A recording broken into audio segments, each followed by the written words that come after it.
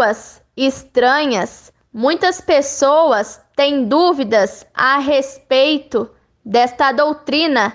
Afinal, essa doutrina de falar em línguas estranhas está de acordo com as Escrituras? Afinal, essa doutrina que líderes religiosos ensinam dentro dos templos de pedra, dentro das denominações, dentro das religiões, será que essa doutrina está de acordo com as Escrituras? É isso que as Escrituras ensinam? Falar em línguas? Será que essa doutrina provém das Escrituras? Pois, irmãos, dentro dos templos de pedra, dentro dessas igrejas de pedra, as pessoas, elas utilizam essa doutrina religiosa e começam a falar em línguas estranhas e dizem que estão sendo guiadas pelo Espírito. Mas, irmãos, há um detalhe. Nas Escrituras diz que há dois espíritos: o espírito do erro e o espírito da verdade. E as Escrituras diz que é observando as ações, as atitudes, aquilo que a casa carrega, que conseguimos observar qual é o espírito que está dentro desta casa. Pois, se é o espírito da verdade que está dentro dessa casa, então, dentro dessa casa está as Escrituras. Mas, se é o espírito do erro que está dentro dessa casa, então dentro dessa casa há doutrinas que vão contra as Escrituras. Então, irmãos, o sistema religioso em si fazem as pessoas caírem na força do poder, sapatear, girar, rodapiar, falar em línguas estranhas. E as pessoas costumam acreditar que essas línguas estranhas é realmente as línguas na qual os apóstolos falavam em Atos dos Apóstolos.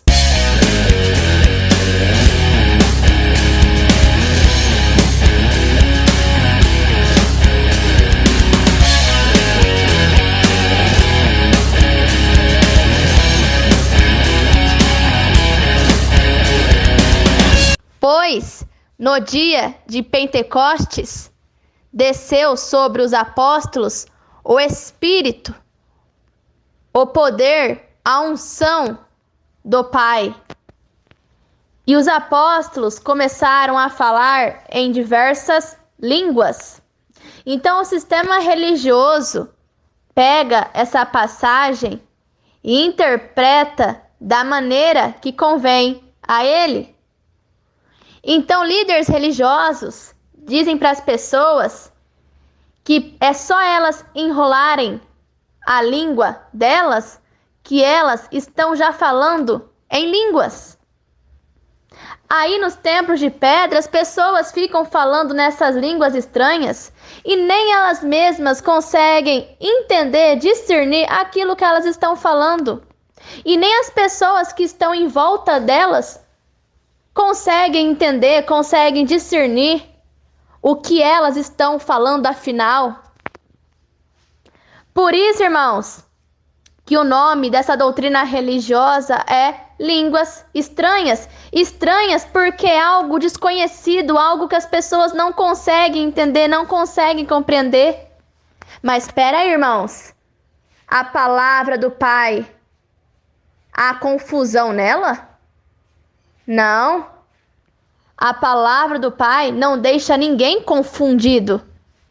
Mas as doutrinas que provêm dos homens deixam as pessoas confundidas. Então, essas línguas estranhas, nem mesmo as pessoas que estão falando nessas línguas conseguem entender umas às outras. Então, irmãos, vamos observar algo para que assim os irmãos possam compreender a diferença que há nas línguas estranhas ensinadas pelos líderes religiosos, pelos templos de pedra, e em falar em línguas na qual é ensinada nas escrituras, pois falar em línguas estranhas é uma coisa, falar em línguas é outra coisa. Pois, irmãos, o apóstolo Paulo, ele relatou no livro de Gálatas o seguinte: se vier um anjo, um outro anjo, se vier alguém ensinando a vocês um outro evangelho, algo que não foi ensinado pelo Messias, que seja anátema. Observem algo, irmãos. Se vier um outro evangelho, algo estranho, algo diferente, conseguir observar, irmãos? Línguas estranhas, algo estranho, algo diferente, algo na qual o Messias não ensinou, seja anátema, seja engano, seja mentira. Então, irmãos, será que essas línguas estranhas ensinadas nos templos de pedra, será que essa doutrina não é uma das doutrinas na qual Paulo denunciou no livro de Gálatas? Se vier um outro evangelho, algo estranho, algo diferente daquilo que vocês ouviram do Messias, seja anátema, engano. Então, irmãos, línguas estranhas ensinada pelos líderes religiosos está de acordo com as escrituras? Vamos analisar, irmãos. No livro de Atos dos Apóstolos, capítulo 2, versículo 4. Todos ficaram cheios do Espírito da verdade e começaram a falar em outras línguas, de acordo com o poder que o Espírito dava a cada pessoa. Então aqui, irmãos, eles estavam falando em outras línguas, mas afinal, que línguas eram essas que eles estavam falando? Então, irmãos, aqui em Atos, no capítulo 2, no versículo do 7 até o 10, vejam só o que está escrito.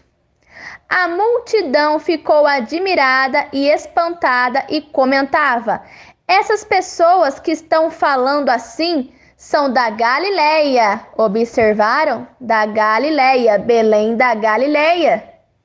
E não Judeia, não Jerusalém. Observaram?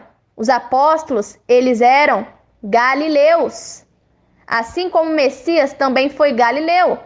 O único que não era galileu era Judas Iscariote. Então, Judas Iscariote, retirando a fruta podre, o restante dos apóstolos, eles eram galileus. Continuando, irmãos. Como é que cada um de nós as ouvimos falar na nossa própria língua?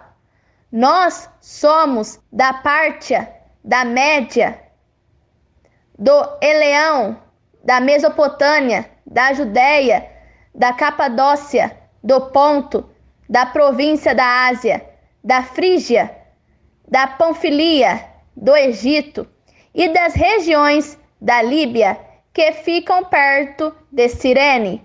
Alguns de nós são de Roma. Observar, irmãos, essas línguas na qual os apóstolos estavam falando eram o quê? Idiomas. Eles estavam falando em vários idiomas que as pessoas que estavam ali de diversas regiões, diversos países, conseguiam entender a verdade que os apóstolos estavam anunciando através desses idiomas. Então, cada pessoa de cada determinada região conseguia entender a verdade na sua própria língua. Que língua? Vou dar um exemplo. Língua em espanhol, americano, indiano, africano. Isso que os apóstolos estavam fazendo, falando a verdade em vários idiomas diferentes. Isso é o falar em línguas de acordo com as Escrituras, não como o sistema religioso ensina. Esse falar em línguas estranhas que o sistema ensina é o evangelho anátema que Paulo denunciou no livro de Gálatas. Se vier um outro evangelho, um evangelho estranho, diferente daquilo que vocês ouviram do Messias, que seja anátema. Então, irmãos, o verdadeiro falar em línguas é falar em idiomas, é falar a verdade em vários idiomas, para que a pessoa que está ouvindo ali a verdade consiga entender na própria língua dela.